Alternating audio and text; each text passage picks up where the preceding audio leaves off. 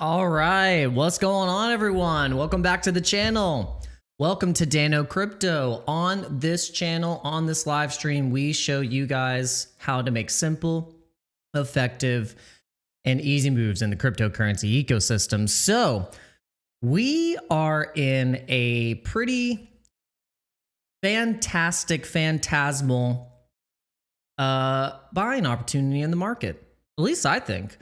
I think everyone is so pansified, being a pansy, fear-based, thinking that this is over. All this, consolidation from the highs. Like, I get it. Bitcoin hit 126,000. Ethereum hit $5,000. And Ethereum is now down 45%. Bitcoin's down 35% from the all-time highs. And all the while, we had the S&P 500 and stocks pumping. We've had gold pumping to all-time highs, silver breaking new all-time highs. And it's just pretty crazy for, it's a sad existence and story that you could potentially tell yourself being a crypto bro or a crypto gal or a crypto alien, whatever the hell you are. But I'll tell you what. That's all. It's all meant to be like that, because guess what? This is always the key. The key in what you see around you. You got to flip the damn script. Everyone is so bearish and they don't understand potentially what is going to be the next few years of a setup to take us into the next 10 years. This is where we have to be. So, what do?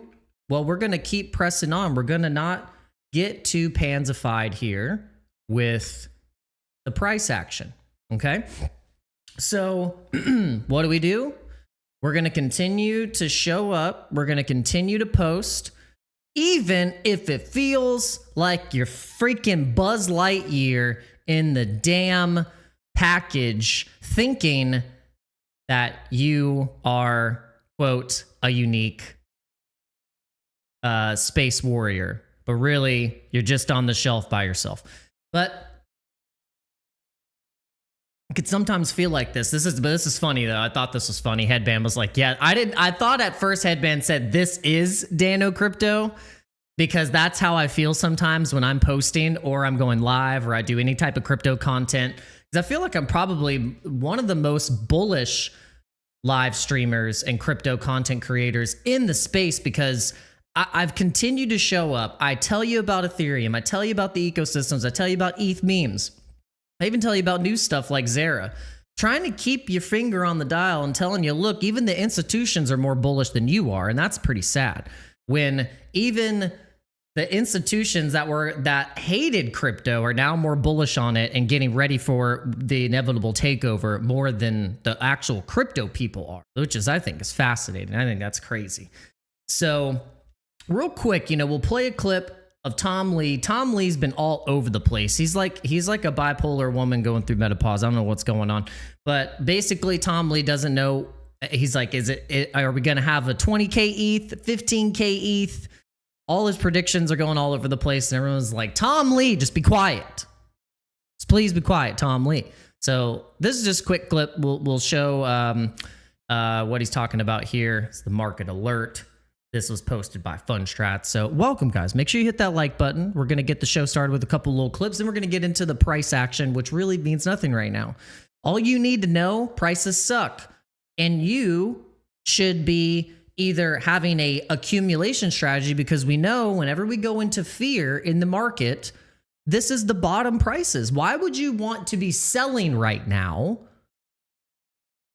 to hopefully get a, quote, cheaper price when you have no idea where that's going to be?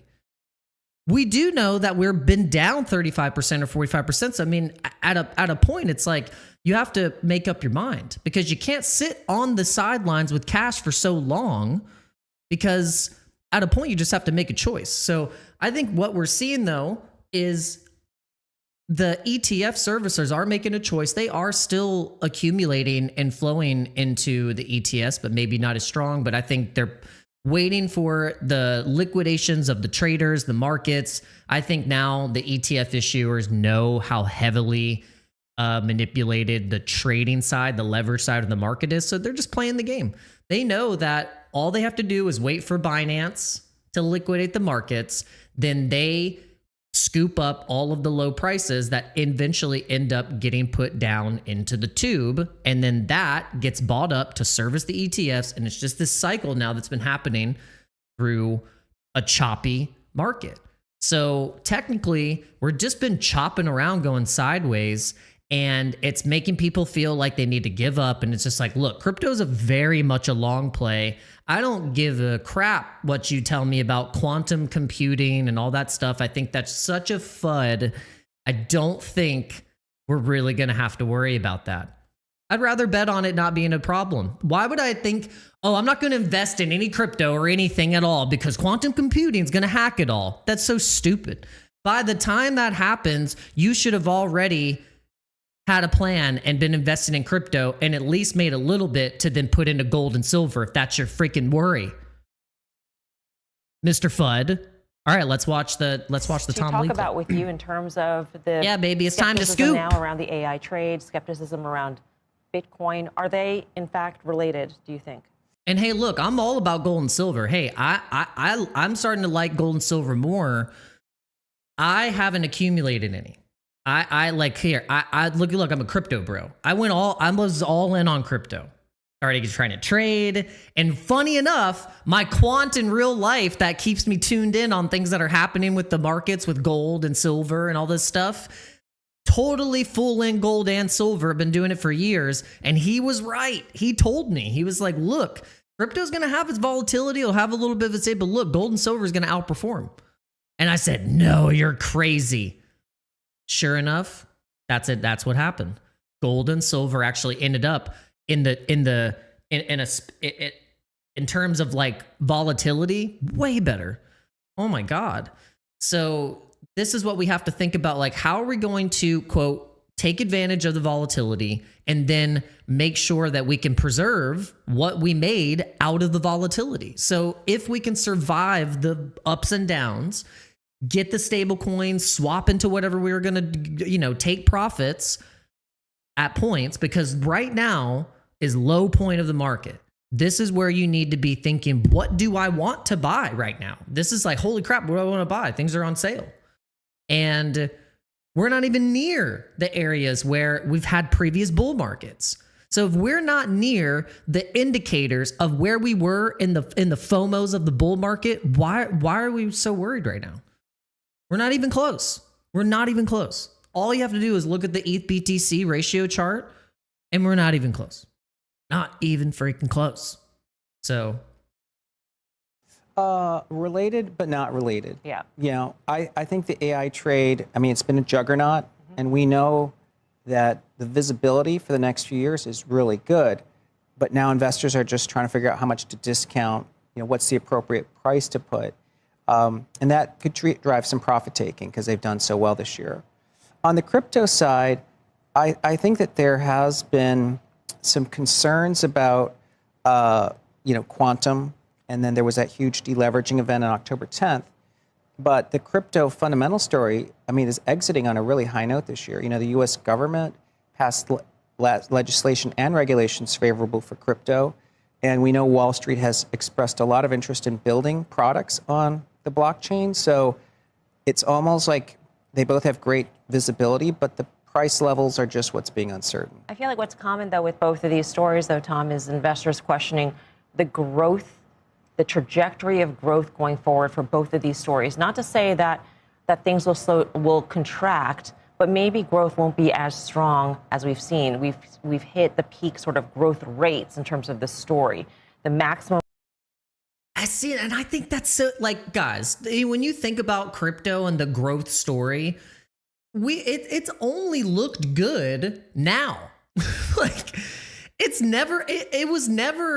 was always a, quote, speculative thing. It was very much like a very high risk. It was like, okay, like, we know that there's these crypto tokens. We have Bitcoin, but there was still a lot of, quote, speculation around it, and the story around it was way worse back over the past, say, go back even just 6 years ago. It was crazy. So this is what is interesting about the narrative and the story and all of the things that we would be salivating over 4 years ago or 5 years ago happening right now, and everyone's bearish. They're like, this is the worst market ever. This is the worst bull market ever, bull run ever. And it's like, I wouldn't say it is, because guess what? Previously, you had like a month. You had like a couple weeks to take profits or figure out what the hell was going on, because at points and the last few weeks of the bull run, shit was going crazy. It was like metaverse tokens, gaming tokens, all the vaporware tokens. There was crap pumping. You didn't know what the hell was going on. It was chaos. There was no calculation. People weren't expecting that at all. It wasn't like people were expecting that. So we were expecting a run this time. We were like, oh, we're expecting all of it. And so I think that's why people are so pissed off, because now they thought, okay, well, we're going to get it exactly how it happened last time in the same time frame and the same everything, but it didn't happen that way. But the difference, though, is that we have everything that we wanted in terms of a blueprint and framework set up for us, but the price doesn't reflect that. So it's confusing. So it's making people give up. But what they don't get is that that's exactly the perfect setup for all of the big money and the institutions to come in and buy up all that fear, uncertainty, and doubt, while there's just people just sitting, just all the regular person that has the access to buy it without even asking questions. You just do it. They could just buy. They're not doing it. That's their fault. So what are you going to do? You have to front run this shit. When bullishness happened with Bitcoin when the administration came on board and things started to sort of go Bitcoin's way, maybe that was peak sort of trajectory higher when it comes to growth. Same thing with AI. Now it's a period where you're sort of wondering, will this actually get funded after we saw this massive expansion? Yeah. Well, in crypto, the best years are definitely ahead, because today there's only 4 million Bitcoin wallets with $10,000 in it. There's 900 million IRA and brokerage accounts globally that have $10,000. So that's 200 times larger market. With regard to AI, I do think that the business models need to evolve. You know, you can't just charge $20 a month. I mean, really AI, agentic services, but the market ends up being huge, because in the US, it's really making 130 million existing workers into super workers. I mean, that's a several $1 trillion market just in the US alone. So I think there's still opportunities. There's massive opportunities. So, Headband, to answer your question, there's two different types of Bitcoins. There's the boomer Bitcoin, which is BTC. The ticker, when you look it up, is BTC, but the name of the project is Bitcoin. You know, the peer-to-peer digital cash payment system that was created by Satoshi Nakamoto in 2008, and the white paper hit in 2008, and then eventually the chain, I think, went live in 2009. That's BTC. There's 21 million Bitcoin programmed into the code and into the chain, where there can't be any more. You can't mint anymore, or unless you wanted to fork the chain, then you can create your own different type of Bitcoin. That's the only way you can try and change the supply or change the rules. That's it. 21 million Bitcoin. Now, you go to the people's Bitcoin. Bitcoin, the ticker, when you look it up, is Bitcoin spelled out, but the name is Harry Potter Obama Sonic 10 Inu, but the ticker's Bitcoin. That's the people's Bitcoin. That's the Bitcoin that's on Ethereum. That's the Bitcoin of the coin who lived. The only coin that's ever been able to survive being called Bitcoin and actually surviving. The coin who lived. That's the people's Bitcoin. So there's two Bitcoins. Just so you guys know, just got to clear that up before there's any other kind of, question of what the hell I'm talking about here. Okay. All right. So we're going to look at the growth rate of Ethereum. So like someone pointed out, I think it was Wrecked. Was it Wrecked? Yeah, there hasn't been a real true alt season since 2017. So we had an alt season in 2021. Yeah, remember, it was like we had like I said, the metaverse tokens, we had the gaming tokens, we had Illuvium went up like 10,000%. We had Axie Infinities, we had NFTs. I mean, we had an alt season for sure. It was combined with NFTs and coins and tokens. So that was like the 2020, 2021 after COVID run. Because that was another point in the market, like that bottomed out. Same with the stock market. It was like, boom, lows. But imagine those lows. The stock market and S&P went up 350%, 500%. And then crypto went up massive, insane, and spurred out the run of Dogecoin, GME, the Wall Street bets, Shiba Inu, then afterwards, and then after that, then the NFTs crashed, and then what do we have after that? Then that spurred a quote mini run of making meme coins great again, with Pepe being launched, all on Ethereum. Now, all of these connections are are important, because what you have to understand is that these things are still cyclical in a way. They are patterns, and there's growth rates that hit over 5,000% in the network, but it takes a few years. It takes a little bit. These are different because the framework and the story were different, okay? This was like the ICO season. This was like, different cryptos coming out. There was way more cryptos coming out in the market at this point after 2015, 16. The Ethereum ecosystem started to expand, and we got a network growth of 5,000%. Then we went into the bear market, went down, bottomed out. Then we hit another network effect of Ethereum going into, quote, the bottom where we went into 2020. We were just mentioned about the COVID dump. Another 5,000%. Okay? So, but look at the structure of this. Look how it was like violently up and then a little bear market and violently up. And now look at this sideways chopping bullshit that's from here to here. Okay? Do you see any violent pump move to the upside? No, you don't. I don't. Do you see it right here? No, I don't. So this from 2022, there's like, if you went on the timeline right here and marked every black swan rug pull BS that we've had to go through from here to here, it would make all the sense why the price action and all this stuff is the way that it is. It makes sense. Okay? So my thought process is that because that's the case, and we've known this to be the case, is that we've gotten a lot of monkey wrenches thrown at us from here to here. Okay? So the growth rate and network effect that had happened here and here, I think is only inevitable, a matter of time. We just have to hold through this freaking volatility. It's going to drive us nuts. It's going to drive us insane, but it's going to make us massively rich. And so where people think that, how in the hell do you think ETH could get to $45,000? Well, it's because of this is how. The network growth rate of the next phase of where we're going, that's how we get to a $76,000 Ethereum and $1 million Bitcoin. You think it's wild, you think it's not possible, but did you not just see from the past 12, 15 years how it did just that? Did just that. Okay, so that's all I have to say.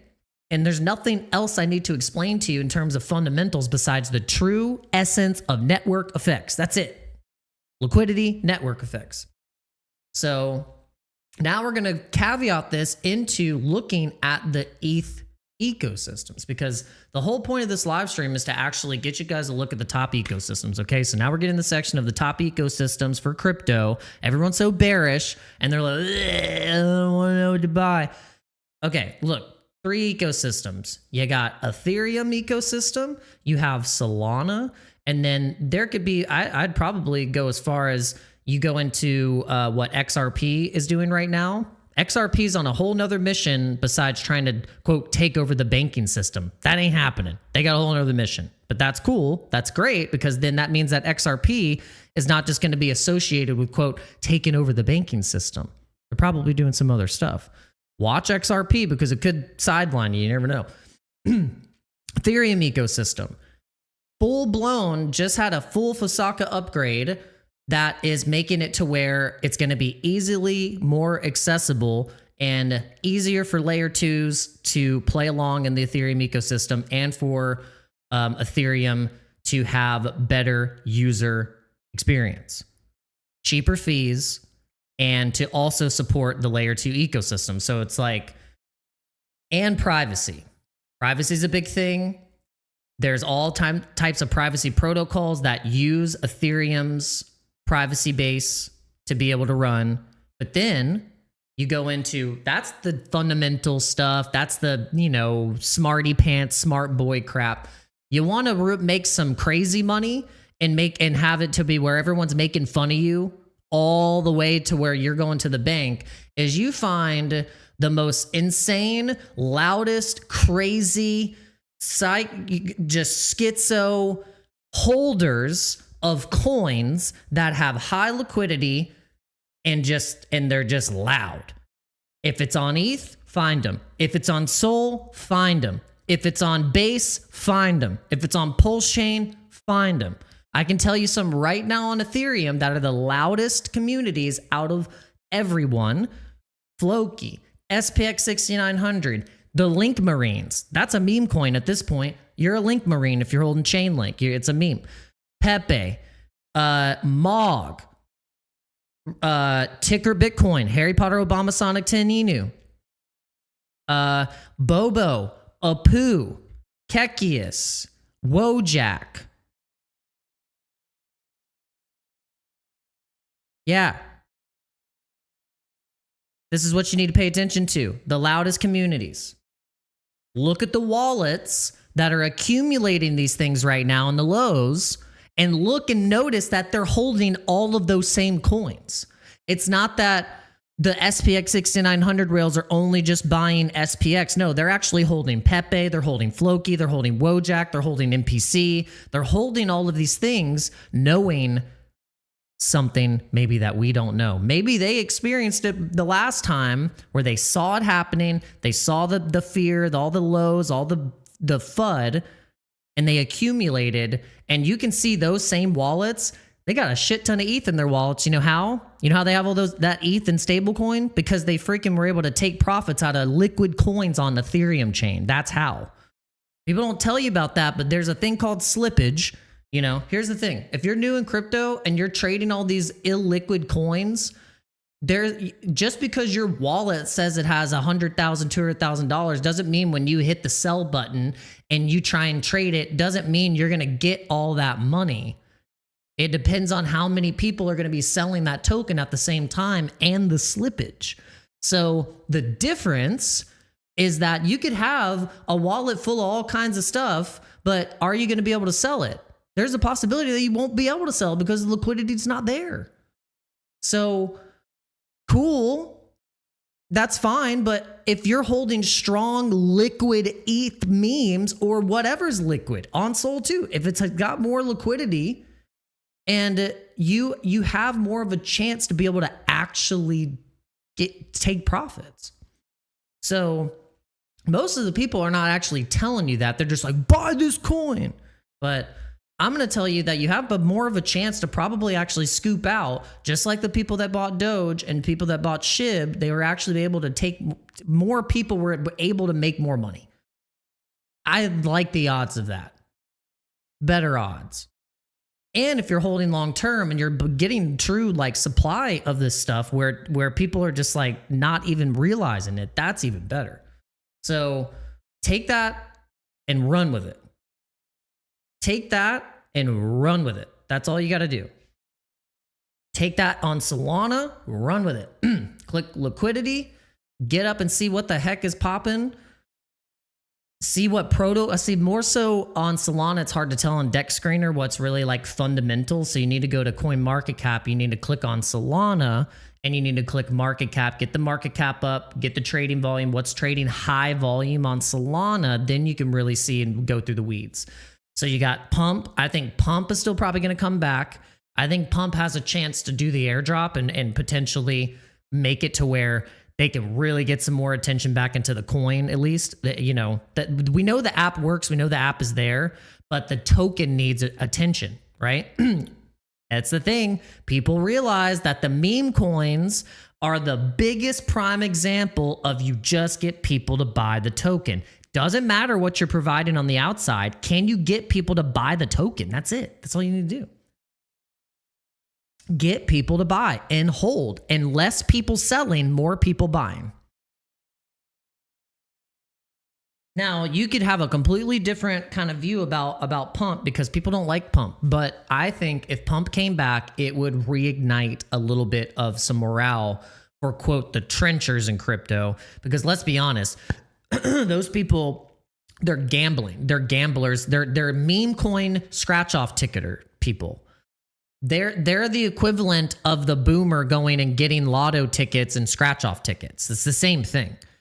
So if those people can get, quote, reignited with an actual liquid coin and just be like, oh, I have like a coin that I can represent my trenching with instead of just having a bunch of garbage, and then they pump, and then they have that paired with Sol, and then they can maybe do some DeFi, and then Pump can have some liquidity pool or farming opportunities where if you stake some Sol or provide liquidity with Pump and Sol, you can get, I don't know, change these trenchers into DeFi people, holders, believers.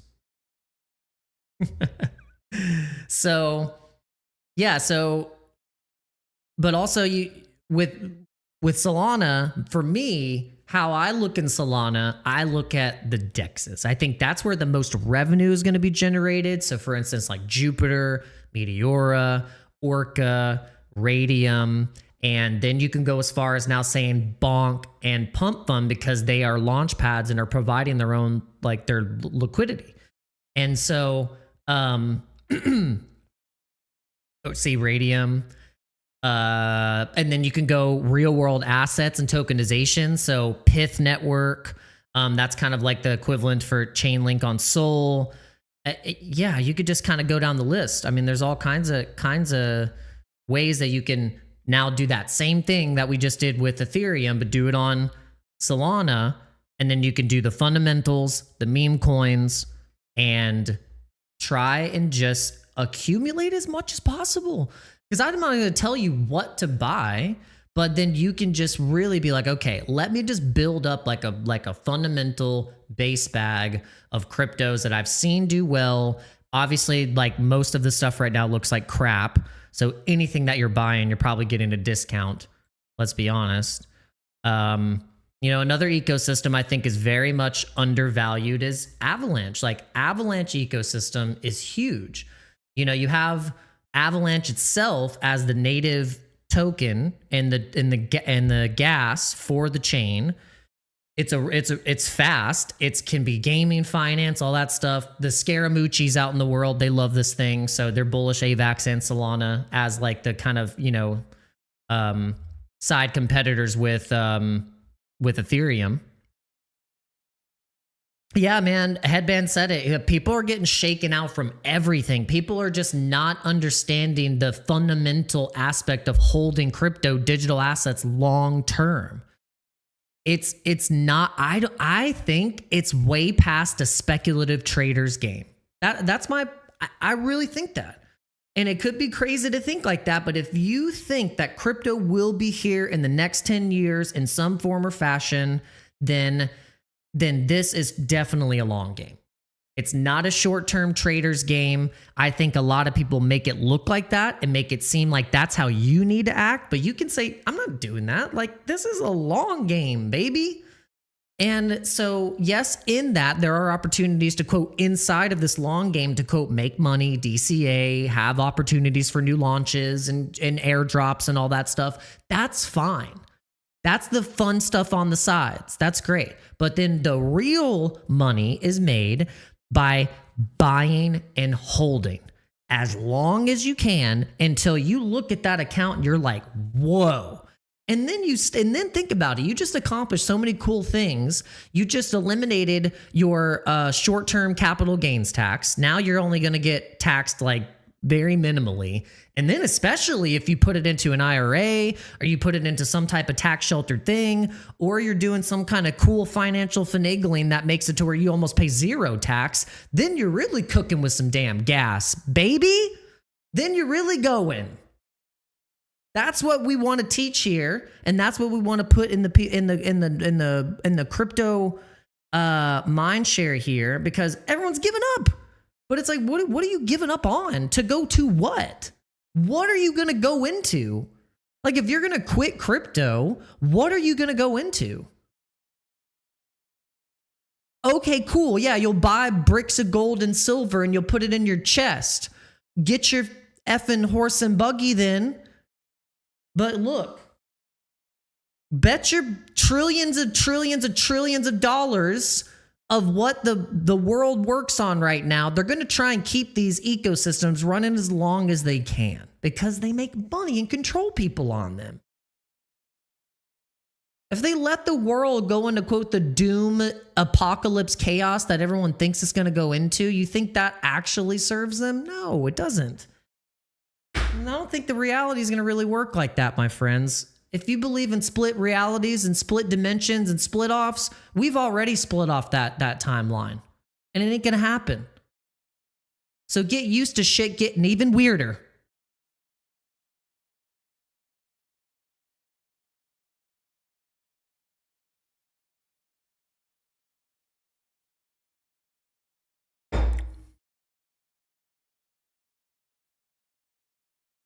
I'm just saying, it's going to get even weirder, my friends. It's going to get real freaking weird.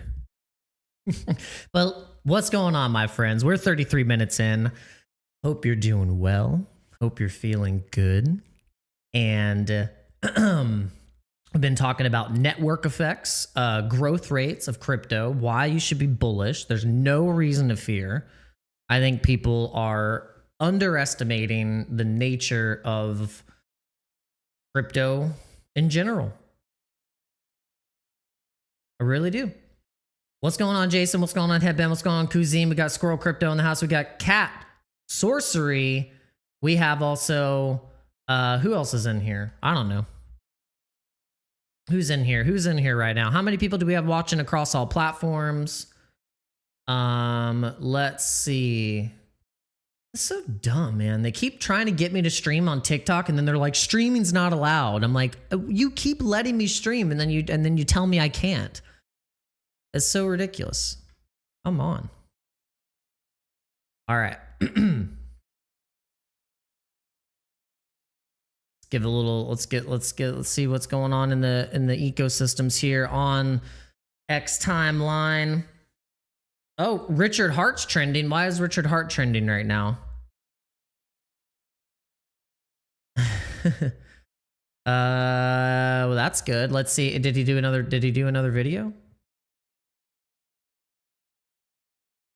That's another ecosystem that I think is going to be one of the craziest asymmetric upside potentials potentially. Upside potentially is Pulse Chain. I have participated in this sacrifice. I have sacrificed some Litecoin and I sacrificed some Ethereum. So I have sacrificed a total of like $50 or something like that to get points to potentially get an airdrop. I don't know. We're just going to see what the heck happens with this. If you're not familiar with what ProveX is, or Richard Hart, or Pulse Chain, or anything like that, so you got Ethereum, okay? Ethereum is a smart contract platform based on the ERC20 model. It was proof of work when it first started, so it mined Ethereum, kind of like Bitcoin, but then they went to a proof of stake model, which means that validators that are stakers validate and the transactions through a proof of stake model. And with this, Ethereum has had a lot of really expensive gas fees because when the network gets congested, the gas fees go up. And so they've been trying to, quote, fix that. And the fix was the layer 2s. So the layer 2s and the layer 1s are, quote, the fix using the Ethereum model.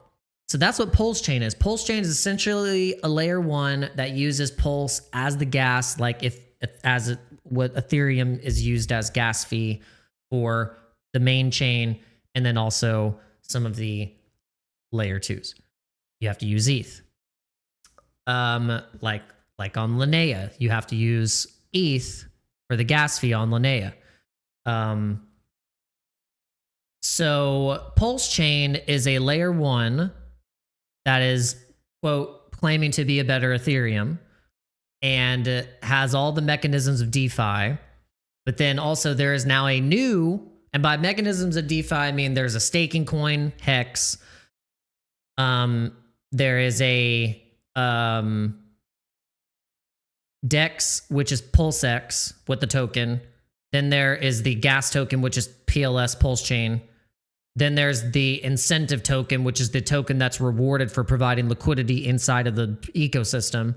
And then now there's a fifth token where is ProveX, which is a privacy protocol eliminating middlemen, third-party throughput, where you can just kind of do stuff on chain in terms of a privacy protocol. Not exactly sure how it's going to work. Going to be around those parameters.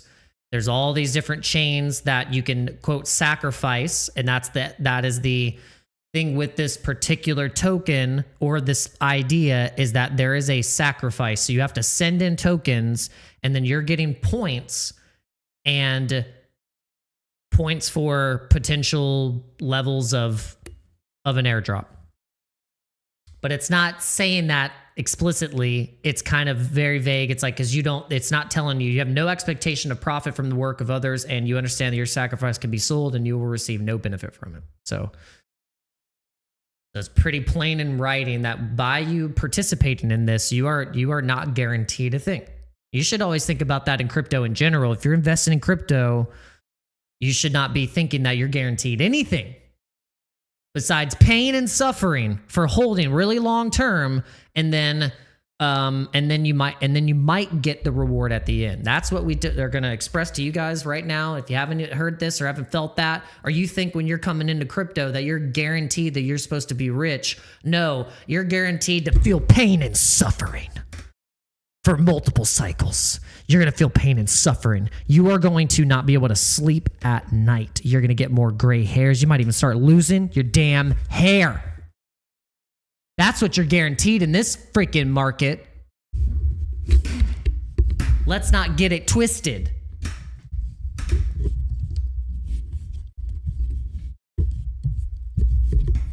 Okay?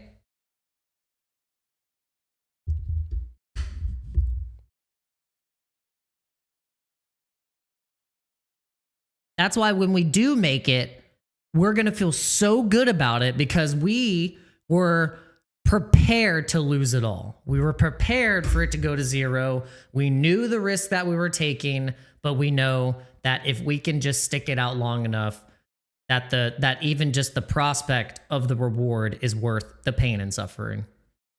And that's kind of how you have to go with most things in this life, is like, not everything's going to, quote, cause you pain and suffering. But I'm just making a point. It's not going to be easy. It's not going to be this like cakewalk that you're just going to be like, oh, just let me put in my boo. And just, it's not with this kind of stuff, not with crypto asymmetric upside craziness, chaos. Not going to happen. It's not going to be the easy game. Good luck. If you want the easy game, just go stay in fiat or something. Go put your money in the savings account or a CD, where it's earning 5% and inflation's killing that every year at 10%, 15%. So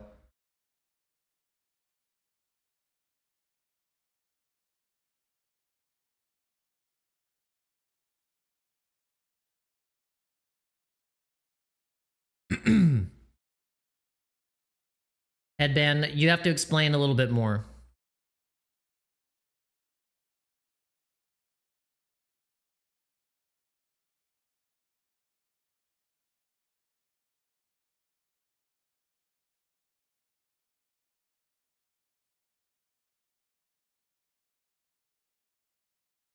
Oh my gosh. Yeah, this is I have to needle in the haystack. Others find it to be a scam. We need to hammer 1 Bitcoin equals 1 Bitcoin, and the US debt and any other's debt isn't tied to Bitcoin, it's tied to the other dollar.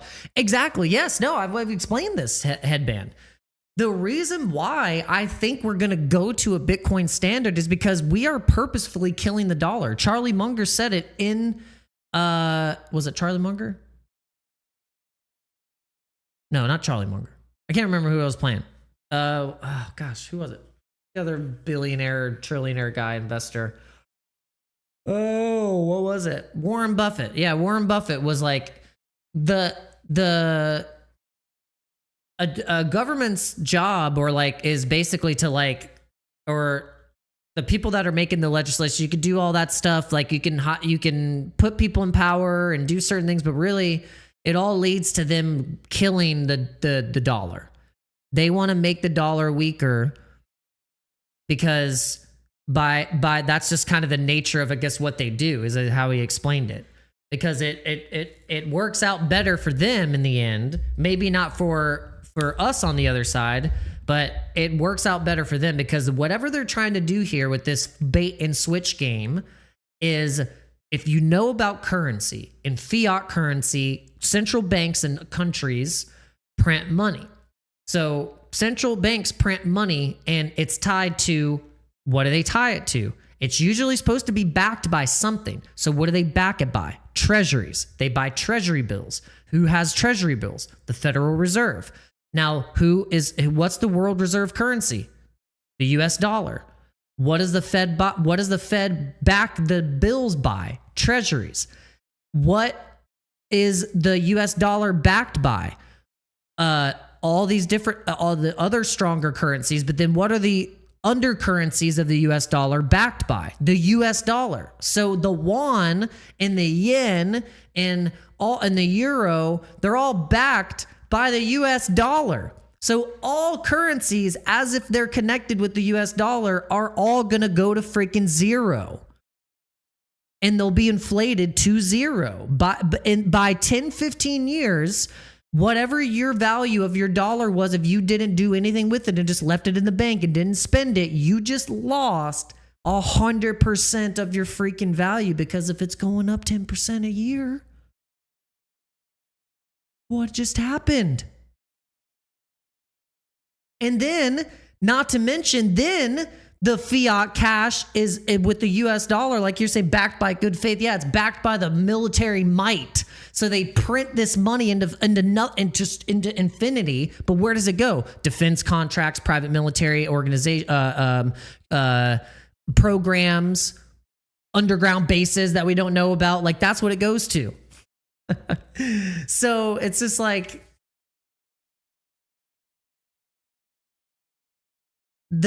I think the whole mega plan here is that we will eventually be on a Bitcoin standard, because there will be no US dollar standard anymore. That will be no more.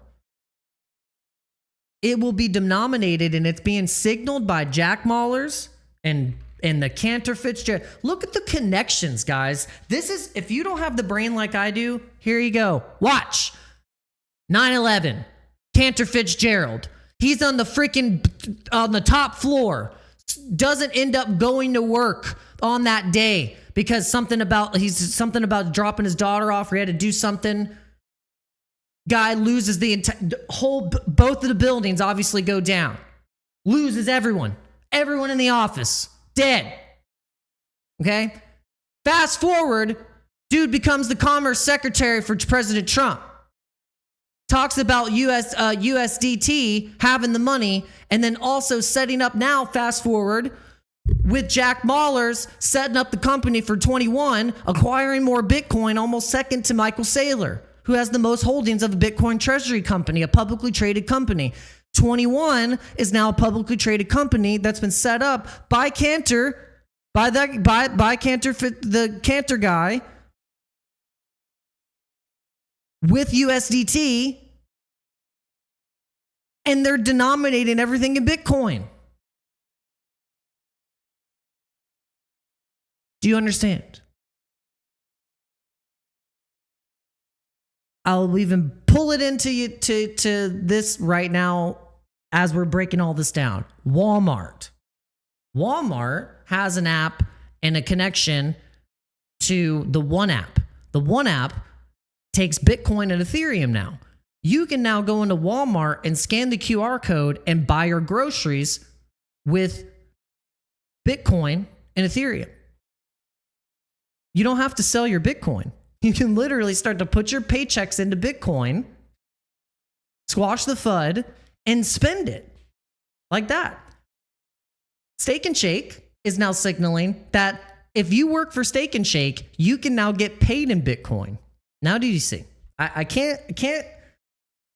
Why are people so bearish right now? Like, I'm seeing all the writings on the wall like I'm freaking Jim Carrey in the number 23 going crazy. But instead, I'm seeing 21. Bears, get out of my face. That's all I got to say. You want to get bullish? Come to this live stream. You want to get bearish? Read all the profile picture X accounts on here.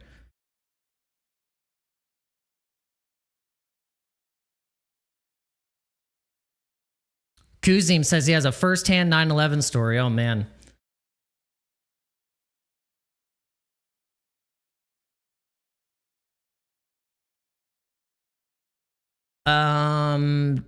Walmart, the high cost of low price. Yes, I think I did. I think I have seen that. Was that on Netflix like a long time ago? Was that on Netflix?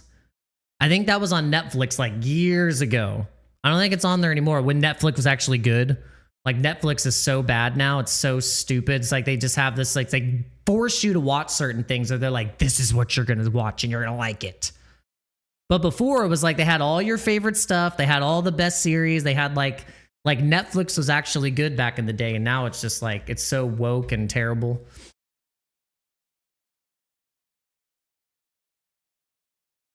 They had like funny weed documentaries on there, like back 10 years ago.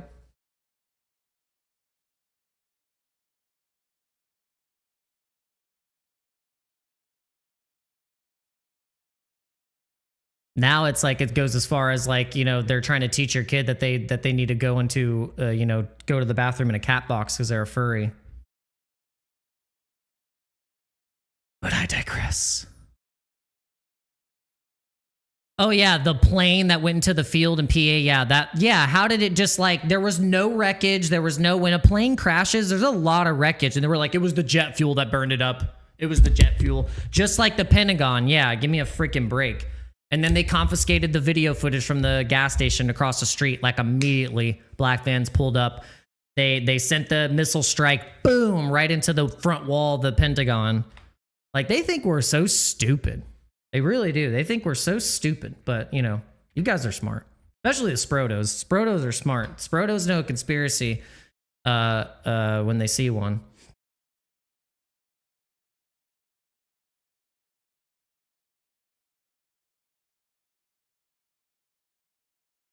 Yeah, it's pretty. Oh, yeah. And they were like, yep, there's no way. Yeah, there's no way that there was no luggage. There was no nothing. It was just all, it was all burnt up. This is insane.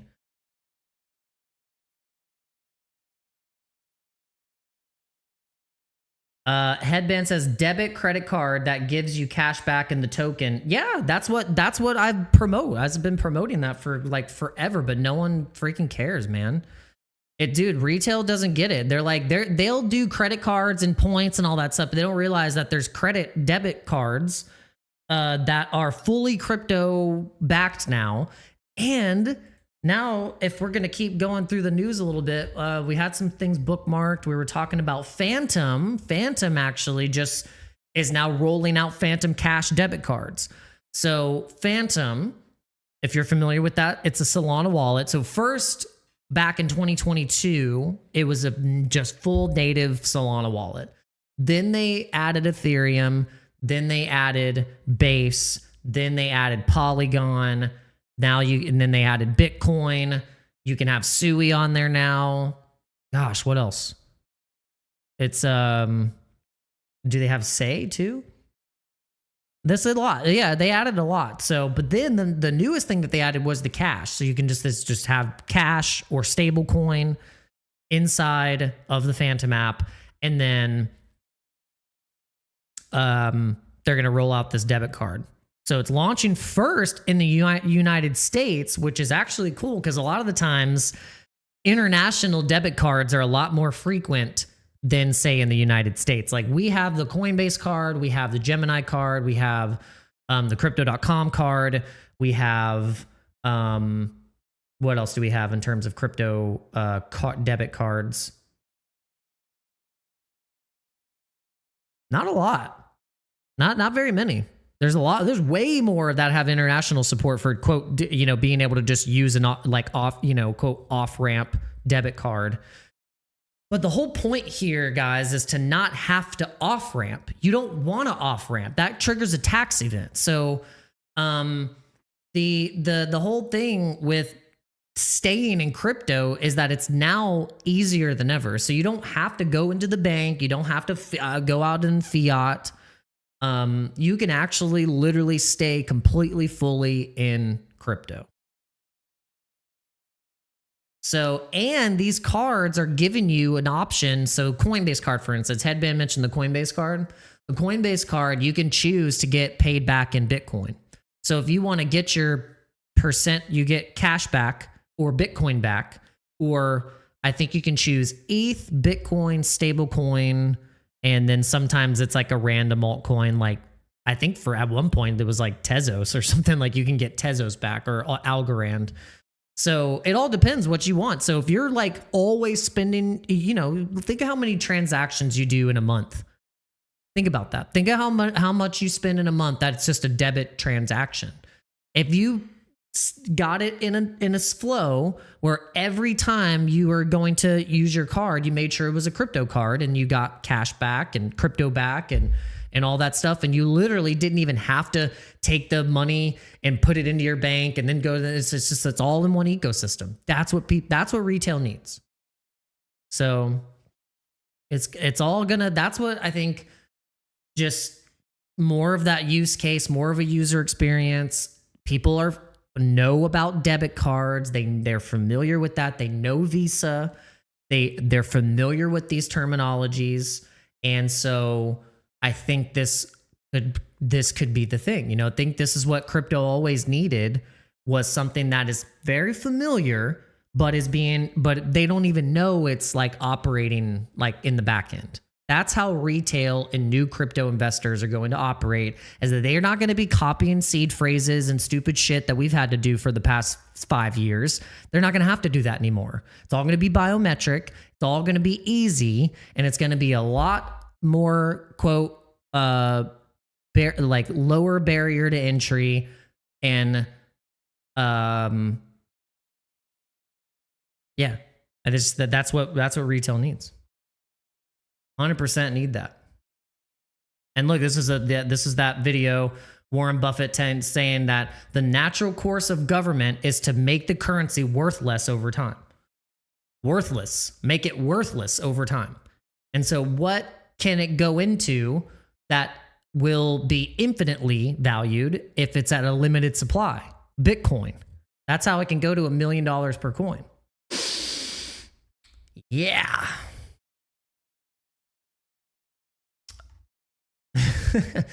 And really, guys, we are going to be okay. We're going to be okay for the rest of 2025. People are just dooming right now. They're super dooming.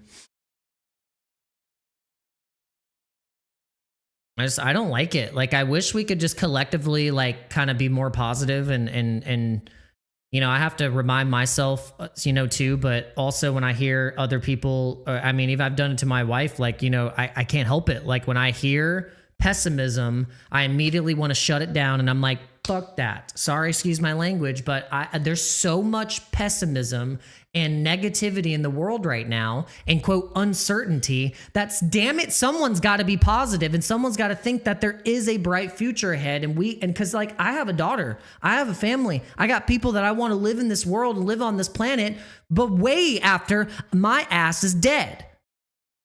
So I want this place to be good. I want this world to be good. Damn it. And you should too.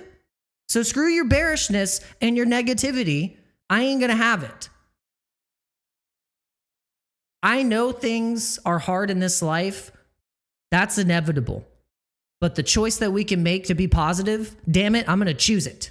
You know, I'm going to do it.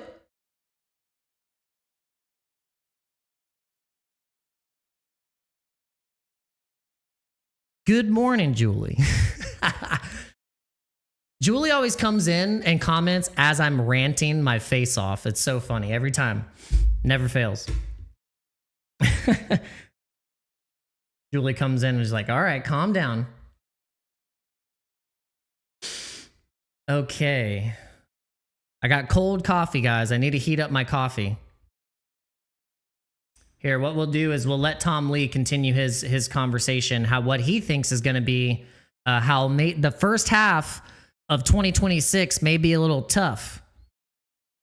We're gonna see. Let's see what happens. All right, I'm gonna go heat up my coffee. Not fun. I think arguably you're seeing it a little bit maybe on the margins right now. But do you see a step change 18 months out from now? Is that 5 years out from now? It's because there's also questions, by the way, about some of these services and how valuable they are to people right now. And I know some CTOs and others who are actually saying, you know, we're actually not getting the value out of some of these products that we were hoping to. Yeah, I think we're in what I'd call the bleeding edge phase, like where everything feels like the tech is in front of the applications. That happened in mobile, which I studied for 17 years, and in internet early days. You know, like when color phones first came out on mobile, or even keyboards, people kind of sneered and said, you know, who's going to be using a color screen? And remember famously what happened when the iPhone was launched, and how one of the biggest competitors dismissed it and saying it's just a toy. Right. I think we're at that phase with AI where the capabilities will blossom and then services will follow. But that, as you know, the future happens faster than many expect. So if the business models of these players, which people commonly call the Mag 7 in general, need to change, then what does that do to the valuation? Are we rethinking the valuation? Because, I mean, one distinct change has definitely already happened, and that is asset light to asset heavy, spending on assets continues, et cetera. Is that reflected already, or does there need to be further adjustment? I believe that AI stocks, especially stocks like NVIDIA, are going to actually re-rate higher. Because if Walmart and Costco trade at 37 to 45 times earnings because they're predictable, then NVIDIA shouldn't be 27 times. I also think the banks are really criminally undervalued right now, like a JP Morgan, because that's becoming a technology. And guys, look at what JP Morgan just did. Look at what they just did. It's in the news. It's in the news. Look at the news. Look what they just did. They just did a huge where is it? Where is it? Trending. Is it in the trending? JP Morgan. It was just here. JP Morgan. What was it? They did a huge, there we go. Yeah, JP Morgan launches tokenized cash on Ethereum. JP Morgan rolled out JPM coin, JPMD on Ethereum's base layer 2, offering institutions 24/7 instant settlement using tokenized bank deposits. Okay?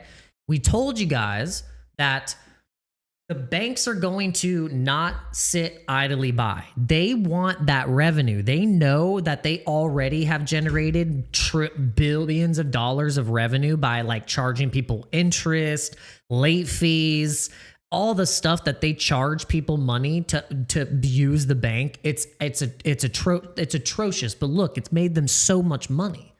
And so JP Morgan is the biggest valued bank in all of banks, I think, right? JP Morgan is the biggest bank in terms of like cash holdings. And they're going to get, and so they're tokenizing their shitty valued cash. These banks are sitting on so much cash, and people are sitting on so much cash, and they know it's going to zero. Where else is it going to go? It's going to go into tokenized network effects. Ethereum, Bitcoin, Solana, bada bing, bada boom. Oh my gosh. So all, like I said, JP Morgan, Bank of America, Chase, all the stuff, they are going to have crypto inside of their apps. All your banking, online banking apps, it's all going to be implemented. And this is also, I was on the Spaces the other day when I was listening to them talk about the ENS. So the ENS, remember the Ethereum name service, that makes it to where it's like, okay, if you have your Ethereum name service, then there's all this stuff that could be implemented with that. Then, it's going to be crazy. It's going to be crazy. This is where you have to have your mind at when you're in a really like bearish timeline. People are super, super, super bearish right now. The prices also don't look very good in terms of like when you're looking at them, you're like, wow, this just looks like crap. Perfect. That's the perfect setup. That's exactly what we would want. I'd hate for all of this to be happening, but then the prices are just like have already been like cooking, going. And we're, quote, buying the top. This is a perfect setup. But yeah, this is huge. This is how we're gonna get those extra trillions of dollars coming into the total cryptocurrency market cap chart. So total cryptocurrency market cap chart is due for the next network effect growth. So we saw one here, and we saw one here.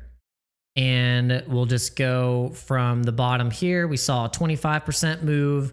From here, we saw a 4,000% growth rate. And then I don't see why we can't, from this quote particular bottom, we can, I'll even put it on the bottom here. I don't even care. We can get another, even just like half rate going up to a 5,000% network effect. You guys don't come here to hear me rant, do you? Jesus, that'd be be fun though. More rants. That's actually what, you know, it's funny. Here's the thing. Shout out to BitBoy. Shout out to BitBoy. Shout out to BitBoy. Wherever you are, BitBoy, I hope you're doing well. I'm gonna pray for you for this Christmas season, because I would bet and wager that you're probably like trying to navigate. You know, you're trying to do this. You're trying to figure some stuff out. But I'm gonna give a shout out to BitBoy, because a lot of how I kind of do my live stream and how I've modeled, quote, the formula where, you know, I'm kind of going old school. That's how BitBoy used to do it. If you go on a rant, people loved the BitBoy rants. They loved like going into the news. So it was like a rant, news, talk about like a particular project, and maybe just kind of you know see what's happening, how the ecosystem's going, all the different tokens, and it was fun, you know, and that's why people watched it. I mean, that show got a lot of viewers, and it got a lot of people interested into crypto because of the nature of BitBoy's personality, you know? I mean, because look, let's be honest. You look at BitBoy and you're like, oh yeah, like I'm going to get my financial advice from that guy.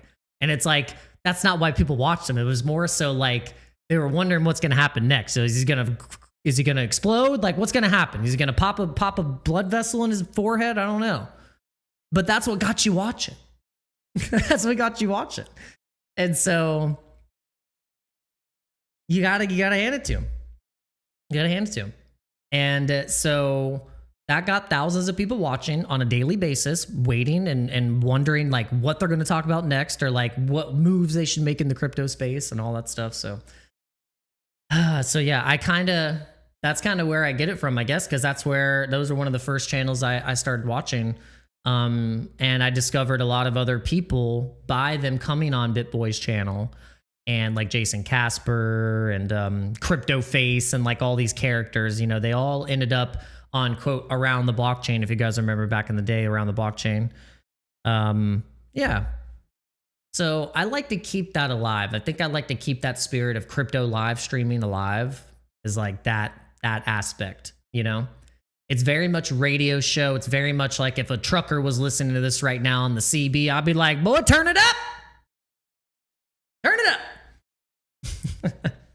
Even at the hat right now, CB, but only got to be on $5, giving it for 75. 5. Get your chili dog. We're southbound and down, load it up and truck it.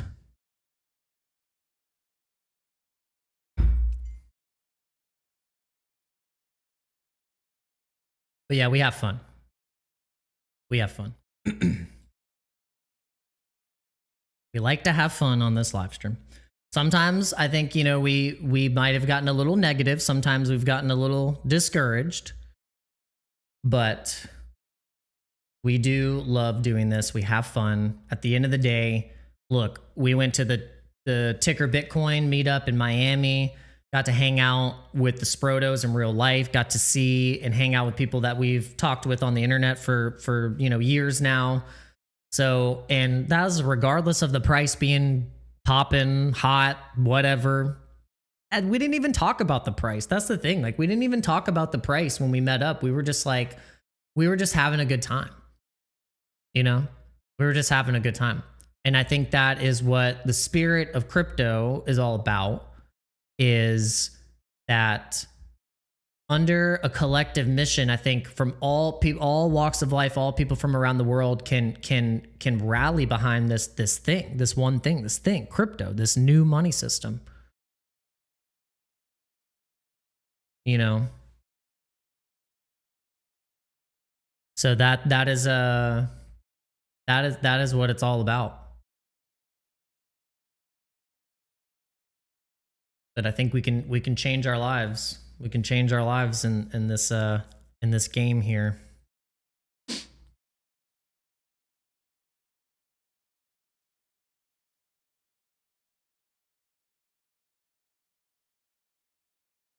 think we can do it.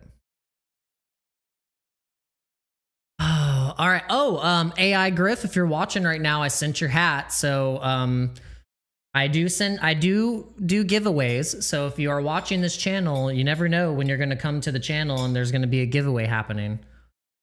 And a lot of the times I would like it to where, you know, there'd be more than 5 people watching on YouTube so I can do a, you know, bigger giveaway. But, you know, it is what it is.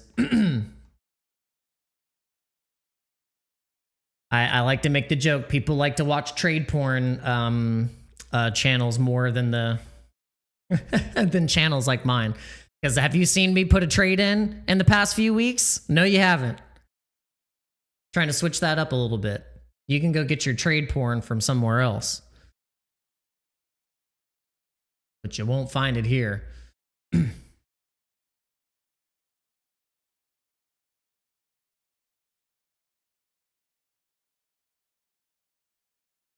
Would you say, Kuzim? I'm more of a hot Carl guy myself. I said, can't wait to attend a in real life event once my divorce nightmare is over. Oh man. Well, I wish you all of the best with that particular thing that you're going through. I know that's probably not very fun, but just hopefully things can be civil and you can get it all figured out. You know, it's just, yeah, that's not fun. Not fun. It is not fun.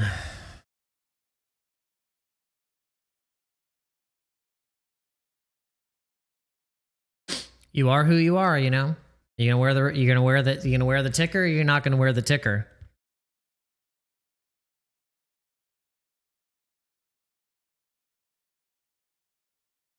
All right. So we talked about Pulse Chain earlier. And, you know, people talk so much crap, but they don't put their money where their mouth is. They don't even test anything. They don't do anything. They just post.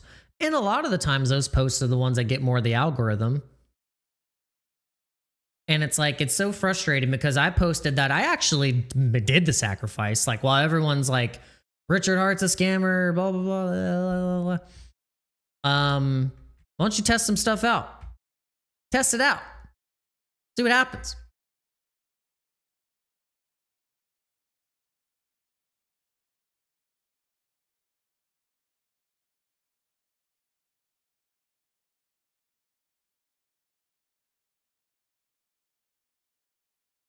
Real quick. Okay, I'm gonna show you guys what I did. Now, here's the dashboard for ProveX.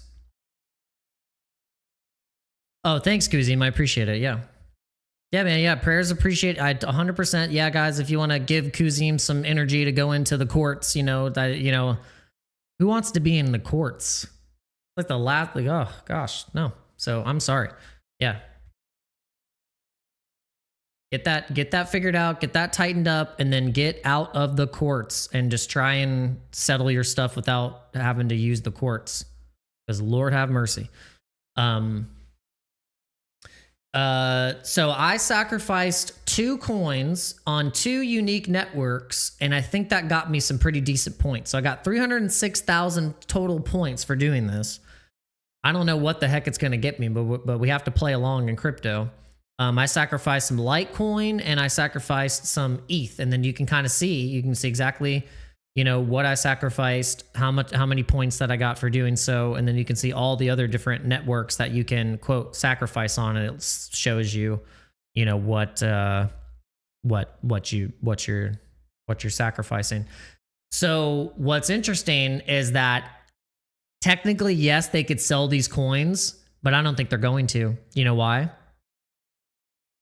Because I think all the coins that you're sacrificing are just going to stay in your wallet, and you're going to get points for quote sacrificing any amount and give the quote trust of whatever's going to happen afterwards. This is what I think is going to happen. I don't know if anyone's guessed that with experimenting with the ProveX or any of the Pulse Chain stuff that's happening right now. I think that's what's going to happen. So whenever the sacrificed round is completely done, and then they're going to accumulate however much they're going to accumulate, I think that's ultimately what is happening here. That you're not technically going to just like lose these coins. You're not going to get the same amount value of like of the ProveX token or whatever, some new token. I think you're just going to have your funds that you just sent in here, and it'll be through this privacy protocol. I don't know. What do you guys think?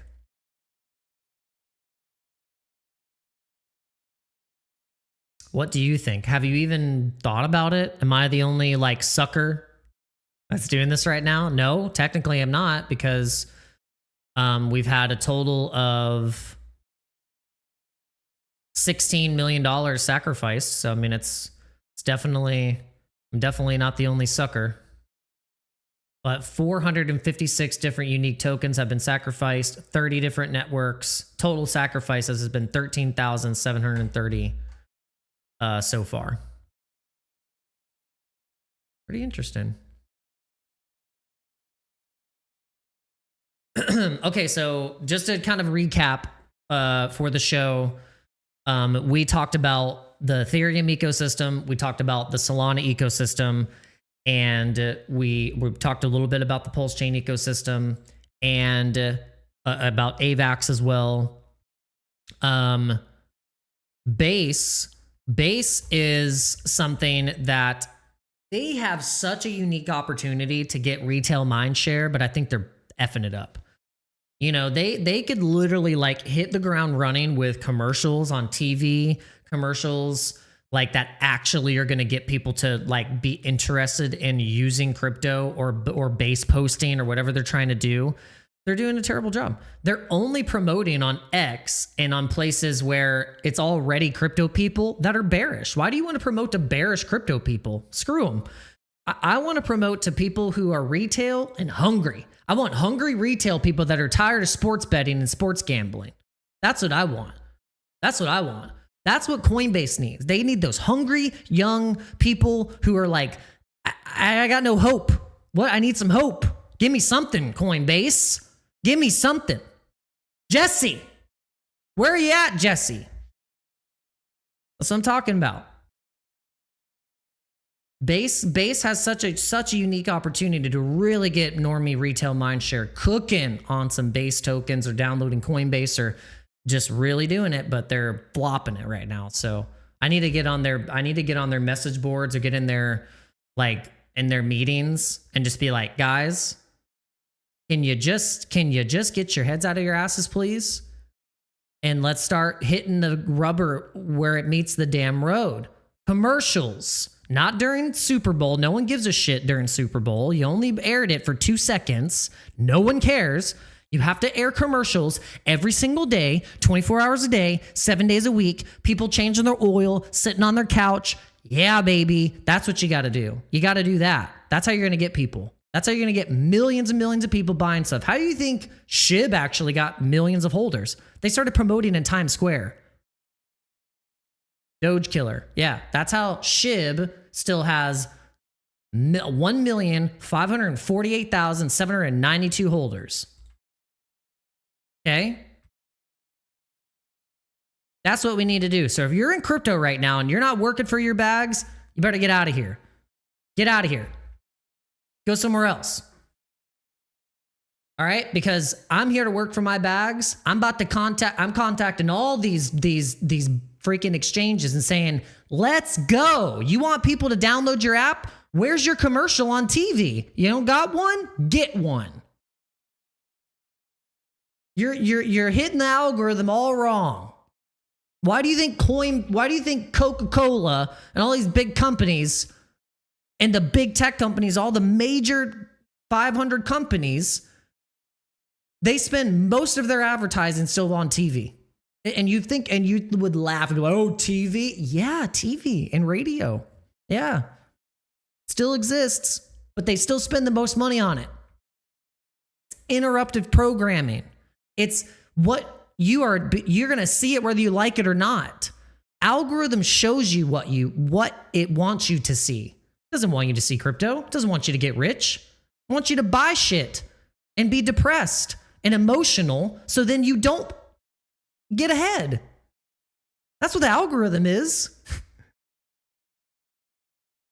So we're about to hit this damn thing real time. I'm not effing around anymore. And neither should you be.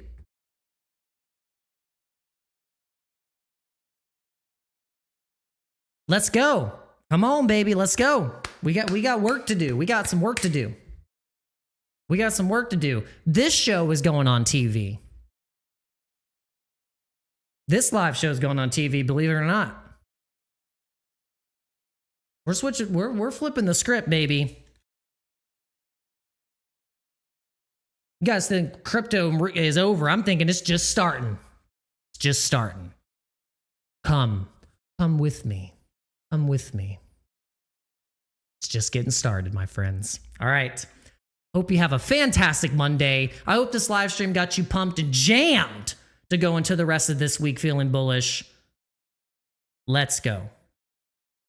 Let's go, my friends.